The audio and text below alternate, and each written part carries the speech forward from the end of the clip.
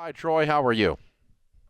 I'm doing great. Thanks for asking, and thanks, Dave, and thanks, Rachel, for taking my call this afternoon. Sure. How can we help? My wife and I have been big fans, and we've followed a lot of your teachings and precepts over the years, and it's allowed us to come to a place of having no debt other than a little bit left over on a primary mortgage. We'd like to move out of Sacramento, and my question directly is, if we paid off our home, would be debt free and it'd be great. And then we would be freed up to invest more and more into either retirements or other investment opportunities. My question is, do you ever consider a larger mortgage, like buying a more expensive home in a more expensive area as your primary residence, as an investment vehicle, rather than using the money and investing in, say, the stock market? Well, the problem with that is that you're violating the rule of diversification, because then you've got so much tied up in one asset. So let me give you an example. As we're studying the 10,000 millionaires in the Ramsey study of millionaires, when we would run across one, and they were very rare, but occasionally we would run across one that was a millionaire, maybe their net worth is $1.2 million, but their paid-for home is $1.1 million. Well, they're legitimately a millionaire. I mean, their net worth is over $1 million, but that's a little scary because they're not diversified, and that asset does not create an income for them at retirement.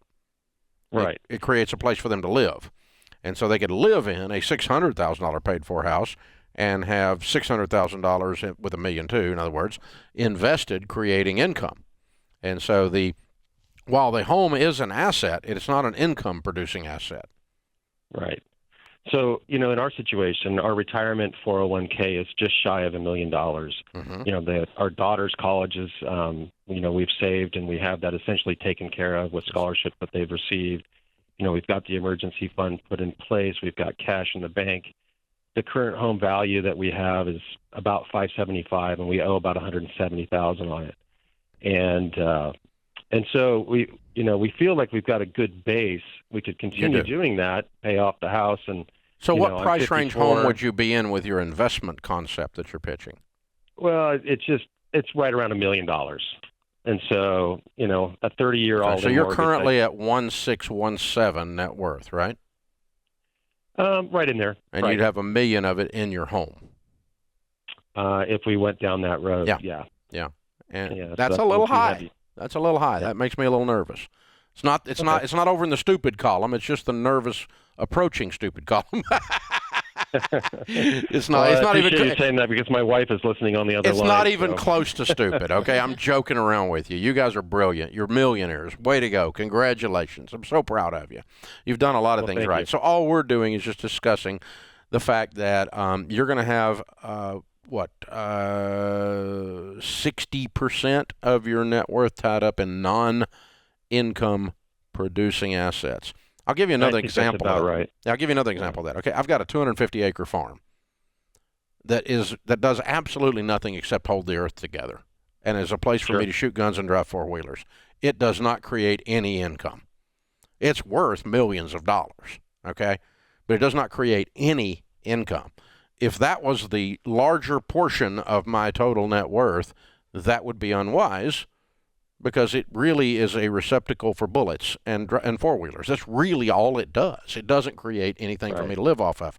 And so, even though it's a wonderful investment, because it's in a prime location, it's in one of the fastest-growing counties in the nation. It's wonderful ground. But as someday when some Ramsey sells it, it won't be while I'm alive, but while some Ramsey sells it, they will do very well on it. But it's not an income producer. So that's the whole discussion, and you guys just got to balance that out in your minds and go, okay, and what is our income, and how much can we add to the $700,000 of income producing assets if we do this, so that it's less and less and less and less out of balance. It starts to bother me.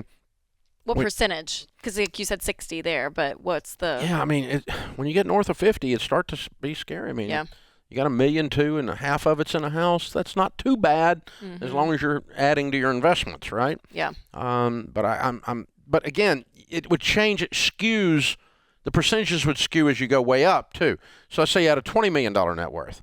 Well, I wouldn't want you to be anywhere near that in your personal residence. Sure. Yes. You know, maybe 1/20th, 5% would be $1 million house. Yeah. Or a $2 million house would be 10% with a $20 million net worth. But you shouldn't be sitting around in a $10 million house. With the 20 more. That would be ridiculous. Yeah. You know, you can do it, but I just don't think it'd be wise. Yes. And so, in my mind, it would be ridiculous. And I'm just going to go a step further, because what you're saying, though, it's mostly majority because there's not an income producing element to it. It's not that like the house is going to be taken. Like, it's not like it's a risky thing because it's there. If he dies, what's his wife going to eat on? Yeah. She can't eat the bushes in front of the house. Right. No matter how valuable they are. She got to sell the house in order to liquidate to get money. Mm-hmm. And I don't want her to have to do that. I want her to be able to live comfortably on the income-producing portion of the portfolio. Yeah, that makes sense. That's what's running through my head. They're okay as long as they're sitting there right now. If everything stays the same, he keeps creating. We don't even ask what his income is, but I'm sure it's great. Mm-hmm. I mean, and he's a smart guy. They're going to do fine. They're smart people. There's really not a horrible answer in this whole thing, but and so, you know, let's pretend they make $300,000 and they're going to have no house payment and they're going to be in $1 million. So that house is pretty well. It's going to go up in value. It's California real estate, but it's not what they're dependent on. In other words, they're going to take 150 of that 300, start throwing it, adding to that 700. In 10 years, this thing will really not be out of whack at all. Yeah. As long as he doesn't die, as long as he doesn't quit working, as long as that income doesn't go away, and we don't complete the plan. But if you stop early in the plan, you might have to liquidate the house. That's kind of. I want things to work when they don't work and when they do work. Yeah. I want the plan to have addressed both sides of the equation, and that's all I'm wincing about when we're talking about this. But yeah, and so the overall idea too is diversification. Spread your portions to 7, yes to 8, for disaster may come upon the land. That's a biblical reference from Ecclesiastes. Don't put all your eggs in one basket. Some do will cause a pandemic to happen, or go crazy when a pandemic does happen, or something, and then you'll be there you'll be in that mess again.